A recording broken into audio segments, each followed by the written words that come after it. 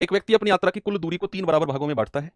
तीनों भागों को क्रम से 80, 60 और 30 किलोमीटर पर आवर की चाल से तय करने का निर्णय लेता है। यात्रा के दौरान एवरेज स्पीड क्या है? अब ये वो क्वेश्चन है जिनमें हमें दूरी नहीं दी जाएगी। बस 3 बोल देगा, 3 बराबर भाग हैं या 4 बराबर भाग हैं, बताएगा ही नहीं कितने किलोमीटर के भाग हैं, बस बोल देगा बराबर भाग हैं। और बराबर भी नहीं कहेगा तो बोल देगा कि भाई 3 दूरियां हैं जिनका रेशियो मान लो 1 2 3 है, अनुपात में दे देगा तीनों दूरी और तीनों की अलग अलग स्पीड दे देगा और कहेगा एवरेज स्पीड बताओ। तो वहां पर ना तो हमारे पास डिस्टेंस होगी, तो फिर कैसे करेंगे हम?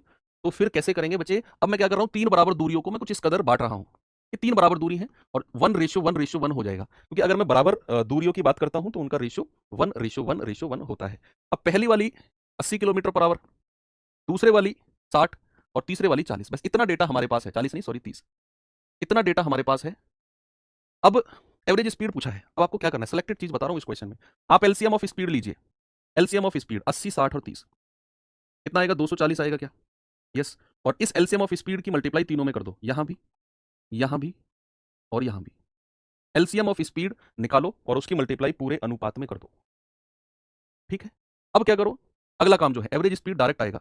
एवरेज स्पीड होता है कुल दूरी बटे कुल समय। कुल दूरी कितनी हो जाएगी? 1 गुणा 240 प्लस 1 गुणा 240 प्लस 1 गुणा 240, तो कितना आएगा? 3 गुणा 240 बटे।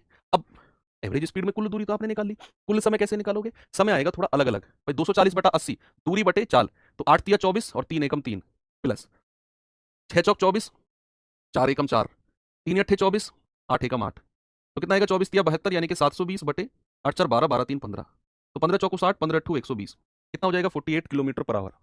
ऑप्शन सी बिल्कुल करेक्ट है।